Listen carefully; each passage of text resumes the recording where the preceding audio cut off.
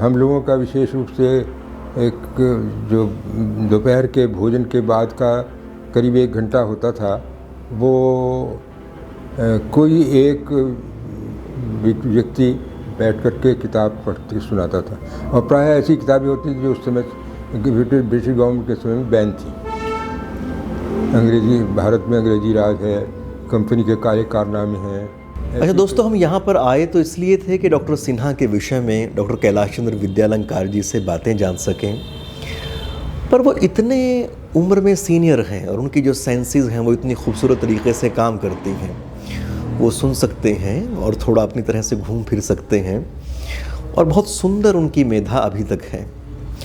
तो हमने उनसे निवेदन किया है कि वो एक बार अपनी स्मृति पर जोर डालें और 1947 से पहले हमारा जो ये शहर कुरुक्षेत्र है आज की तारीख़ में, तब ये थानेसर एक कस्बा हुआ करता था, उसको वो याद करें। उसका आकार कितना बड़ा होता था, किस तरह की इसमें आबादी रहती थी, और जहाँ पर डॉक्टर कैलाश चंद्र विद्यालंकार जी ने अपनी पढ़ाई की है यानी गुरुकुल कुरुक्षेत्र में, उसमें किस तरह का माहौल होता था। तो इस चीज़ का भी दस्तावेज़ीकरण करना बहुत ज़रूरी था। तो हम ये बातें सुन पा रहे हैं और इतने वरिष्ठ व्यक्ति के पास बैठना, उन्हें सुनना, एक तरह से पूरे कालखंड को बहुत अच्छे से निहारने जैसा हो जाता है। आज़ादी से पहले कुरुक्षेत्र तीर्थ तो था, ब्रह्म सरोवर भी था, कमल उसमें खूब खिलते थे। हम हर साल जब कमल का मौसम होता है वहाँ से कमल तोड़ते भी थे और उनको खाते भी थे उनके फलों को, और ब्रह्म सरोवर में नहाते भी थे कभी कभी आके। और गुरुकुल कुरुक्षेत्र में ही रहते थे वैसे तो उस समय थानेसर शहर था, थानेसर सिटी। ये जो रेलवे लाइन नरवाना जाती है वो उसका गेट था उधर, और इधर ये गेट था जो यहाँ है पुराने बस स्टैंड के पास। तो उसके अंदर थानेसर था उस समय। इधर का ये हिस्सा जितना भी है वो लगभग खाली पड़ा था। वहाँ गुरुकुल से हम ये स्टेशन तक आते थे, कुरुक्षेत्र जंक्शन तक, तो खाली था, कुछ खास नहीं था। बिरला मंदिर भी बाद में बना है, तो ऐसा था। और इधर का जो एरिया ये सेक्टर्स का है तो बिल्कुल खाली था। यहाँ पर खजूर के पेड़ लगे होते थे, दलदला हिस्सा था, खेती भी नहीं होती थी, ऐसा था। तो गुरुकुल से और शहर तक आने का 1.25 मील का कभी रास्ता है। तो संध्या होने के बाद, शाम होने के बाद आना खतरे से खाली नहीं होता था। और जो वहाँ वो उधर गुरुकुल के और यूनिवर्सिटी 3rd गेट के पास है ना चौकी, रेलवे क्रॉसिंग है, तो वहाँ अक्सर ऐसी वारदातें हो जाती थी उस समय, ऐसा था। तो छोटा सा था उस समय शहर। और स्कूल की दृष्टि से कहें तो गुरुकुल तो था ही हुआ, उसके अतिरिक्त सिर्फ एक आर्य स्कूल था जो भी अब भी है शायद यहाँ, तो वो था, और कोई संस्था नहीं थी पढ़ाने वाली। 1947 में जब भारत स्वतंत्र हुआ है, पाकिस्तान अलग हुआ है, तो उस समय रिफ्यूजी आए हैं और ये सारा तालाब के किनारे का हिस्सा कैंप से भर गया था। यहाँ सारे रिफ्यूजी जो है रह रहे थे। बहुत से ऐसे लोग थे, जैसे मेरे साथ कुछ पढ़ते थे गुजरांवाला के लोग। गुजरांवाला का एक लड़का पढ़ता था मेरे साथ, तो उसके परिवार के लोग भी आए यहाँ पर, टेंट में रहे, बहुत दिनों तक रहे। तो टेंट में बड़ा अच्छा इंतज़ाम था, सारा मेडिकल का भी था और खाने पीने का सबका रहते थे उसमें रखा। गुरुकुल में औसतन 30 विद्यार्थी प्रत्येक क्लास में होते थे, औसतन 30। और उस समय मेरे साथ जिसे कहता हूँ मैं, तो भारतवर्ष के लगभग प्रत्येक प्रांत से विद्यार्थी थे। दक्षिण के मैसूर के भी थे, इधर हैदराबाद के भी थे, बेंगलोर का भी एक विद्यार्थी था। तो इस तरह से, और बंगाल के भी लड़के थे, बिहार से कई थे। बिहार से तो एक हमारे साथ टीचर भी थे।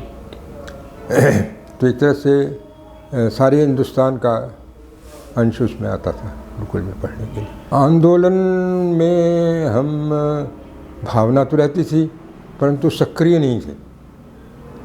पढ़ने की तरफ और चरित्र निर्माण की तरफ और व्यवस्थित जीवन की तरफ उनका ध्यान विशेष रूप से रहता था। ये ज़रूर है कि अनेक जो क्रांतिकारी थे, जैसे किशोरीलाल जी थे इधर के मुल्तान की तरफ के, वो यहाँ आया करते थे कभी कभी। तो ऐसा तो था, आते थे लोग। हम लोगों का विशेष रूप से एक जो दोपहर के भोजन के बाद का करीब 1 घंटा होता था, वो कोई एक व्यक्ति बैठ कर के किताब पढ़ के सुनाता था। और प्रायः ऐसी किताबें होती थी जो उस समय ब्रिटिश गवर्नमेंट के समय में बैन थी। अंग्रेजी, भारत में अंग्रेजी राज है, कंपनी के काले कारनामे हैं, ऐसी कई कंपनियां, ऐसी किताबें थी जो बड़ी क्रांतिकारी थी और वो हमें पढ़ कर सुनाया करती थी। उसी समय हमने अमेरिका के लिए भी टॉम काका की कुटिया एक किताब थी कि किस तरह से ये गोरे जो लोग थे, इंग्लैंड के गए हुए लोग थे, उन्होंने वहाँ के रेड इंडियंस का शिकार किया है, किस तरह से घोड़े पर बैठ कर के कैसे वो उनका पीछा करते थे, उनको मार देते थे, रेड इंडियंस को ऐसे ख़त्म कर दिया था। तो ये सब चीज़ें हम उससे पढ़ते थे। तो मन में एक भावना तो रहती थी विद्रोह की, पर सक्रिय कभी नहीं हुए। हाँ, एक बार ऐसा हुआ कि जब सन 42 का आंदोलन शुरू हो गया था, तो उस समय एक जुलूस में हमने भाग ले लिया। कुछ विद्यार्थियों ने 10वीं में पढ़ते थे, तो हमें 15 दिन के लिए लाहौर भेज दिया गया था। कोई ख़ास नहीं। तो इस तरह से हम जैसे विद्यालय में होना चाहिए सभी विषय पढ़ाए जाते थे। तो ऐसा था कि शुरू में कोई वो नहीं, तो शुरू में जैसे रोज़ संध्या हवन होता ही था, तो वो मंत्र बच्चों को वैसे ही याद हो जाते थे प्रतिदिन सुनने से आपस में। और ये अवश्य था कि संस्कृत विशेष रूप से थी पढ़ाते थे। उसमें संस्कृत व्याकरण के सूत्र जो है सब पढ़ाए जाते थे। गणित होती थी, तो उसमें जो चलते थे उस समय फार्मूले वगैरह वो सब करा दिए जाते थे 3री 4थी क्लास में। और व्याकरण, भूगोल की, इतिहास की छोटी किताबें थी, वो सब उसमें चलती थी। ये ऐसा नहीं था कि किसी विशेष उसको उठाया जाए कि ये देवता है, ये परमात्मा है, ये वो है। सामान्यतः कि सब महापुरुष हैं, ये इनको पढ़ो, इनके जीवन को पढ़ो। तो आपने कोई अंग्रेज़ों का जुल्म भी देखा है कहीं? लोगों के ऊपर उन्होंने बहुत जुल्म किया हो, टैक्स को लेके या कोई और चीज़ों को लेके? नहीं, ऐसा मैंने कोई नहीं देखा। मतलब हम लोग तो जाते थे, जैसे छुट्टियां होती थी, छुट्टियों में हमारा ये रहता था कि कहीं जाना, पहाड़ी उस पर जाना है। तो ये प्रायः ऐसा है कि सपाटू जगह है इधर एक है कालका के रास्ते में, तो वहाँ इनका अंग्रेज़ों का कैंप था, ख़ास तौर से मिलिट्री कैंप भी था।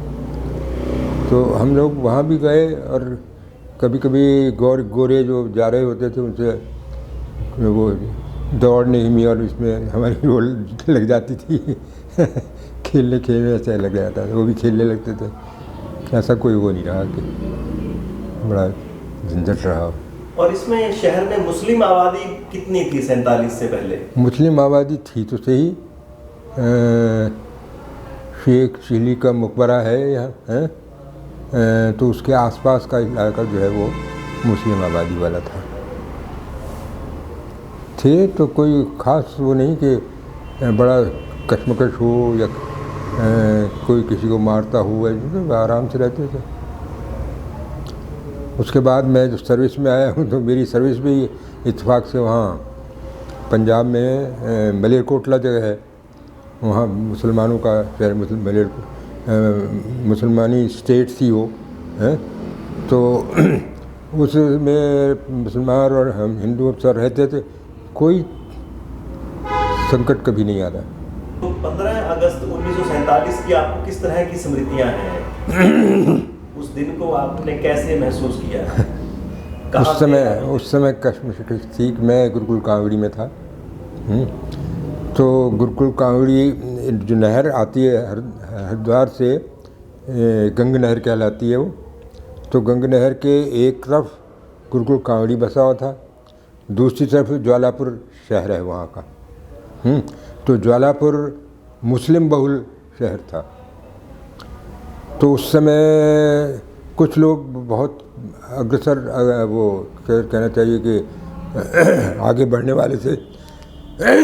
तो वो कुछ झगड़े भी हुए, इधर से भी हुए, तो वैसे ही डराने के लिए पटाखे वटाखे चलाते रहे और कुछ नहीं बात।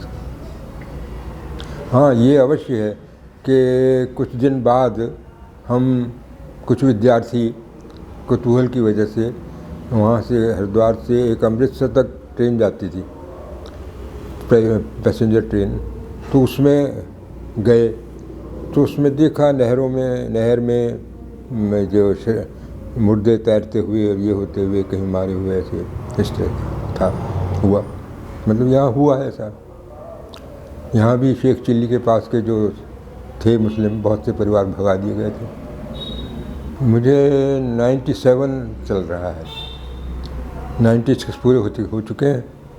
दिसंबर में मेरा जन्मदिन होता है, 96 में पूरा हो चुका है। तो किस तारीख को जन्म हुआ था, किस सन में? 26 दिसंबर 29 दिसंबर 1926। 29 दिसंबर 1926। तो एक आप ये बताएं कि आदमी स्वस्थ जीवन जी सके, लंबा जीवन जी सके, इसके लिए किन बातों का वो ख्याल रखे? जीवन में क्या सूत्र वाक्य धारण करें? नियमित रहे, खान पान रहन सहन सब अगर नियमित रहे तो मेरे ख्याल से जीवन अच्छे चल सकता है। अति किसी तरफ ना हो और कमी भी किसी तरफ ना हो। इसमें मैं मध्यम मार्ग को कहूँगा कि मध्यम मार्ग अपनाया रहे जीवन में।